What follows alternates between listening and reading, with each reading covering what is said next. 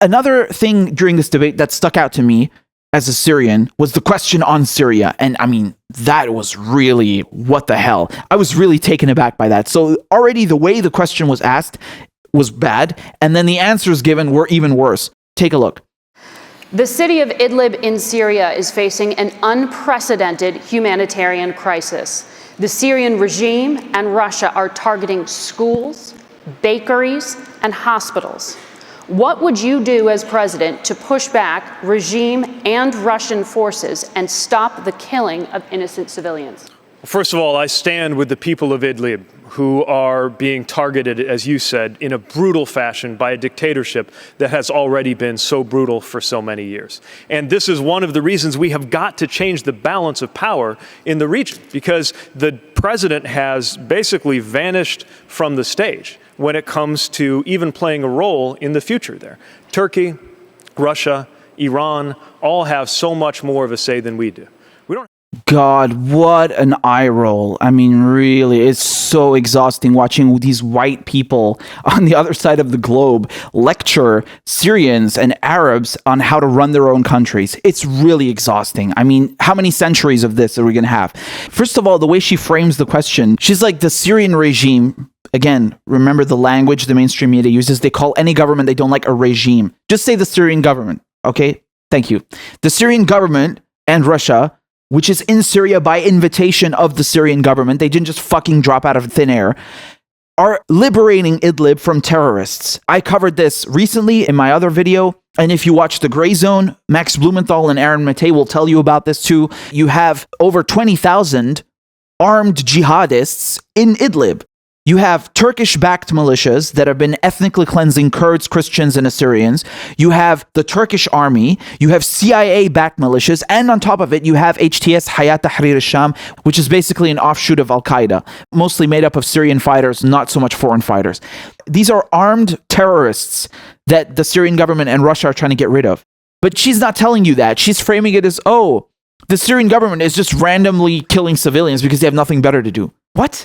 No, there's 20,000, 30,000 plus armed jihadists in Idlib that have taken over the goddamn city. You have the Turkish army in there too illegally. So yeah, it's true that you have a humanitarian crisis. Of course, it's a war. I told you about this before. There's just 500,000 kids alone. Never mind the million plus. There's over 1 million people that have fled the city in the last weeks because they know what's coming. This is the last rebel stronghold in Syria. The Syrian government has cleaned out the rest of the country of jihadists and terrorists, and now they're trying to get rid of them from Idlib. This is the reality of war, unfortunately. But what is the alternative? You just want them to give away Idlib? Oh yeah, Al-Qaeda's there. Yeah, just stay there, sure. Take your time. What is the rationale here? What is the rationale? I'm going to ask you something. If the Ku Klux Klan suddenly took up arms and took over Texas, for example, do you think the United States Army would just let them have Texas? No, they would take it back through the use of arms and weapons and airplanes and whatever else necessary to do so. This is a sovereign government taking back control of its own city. I really don't know how much more I can dumb it down for someone who's not familiar with the situation. So don't listen to so this framing by the moderator is garbage. And then Buttigieg's answer, we have to change the balance of power in the region. No, you already fucking did when you removed Saddam and by trying to remove Assad. That's how you created the power vacuum that led to ISIS, you fucking dingbat. You need to get the hell out of the Middle East is what you need to do, all right? You CIA operative piece of shit.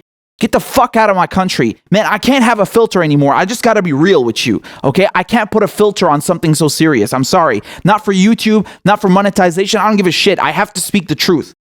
So this rat, this weasel who thinks that, oh, the answer to the destabilized Middle East, which we destabilized, is more destabilization. No, you need to pack your shit and get out of there. End of story. There is no other answer. Any presidential candidate, including Bernie Sanders, as good as he is on domestic issues, who doesn't tell you that the solution to the Middle East problem is we need to get out of there and leave it alone, shouldn't become president. I'm sorry, you need to take this into consideration. I'm not trying to bash Bernie here. It's more about the other candidates who are really 100% neocons when it comes to foreign policy. Anyone telling you that the United States and the UK and France need to keep meddling in the Middle East is a war hawk. Is an establishment type.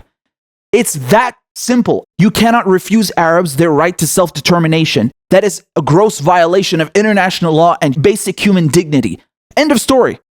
So this non-answer by this war hawk, Pete Buttigieg, who his time spent in the army was basically ruining other people's countries, infiltrating there, operating there illegally, continuing his proud work. Of course, he's going to give you an answer like this.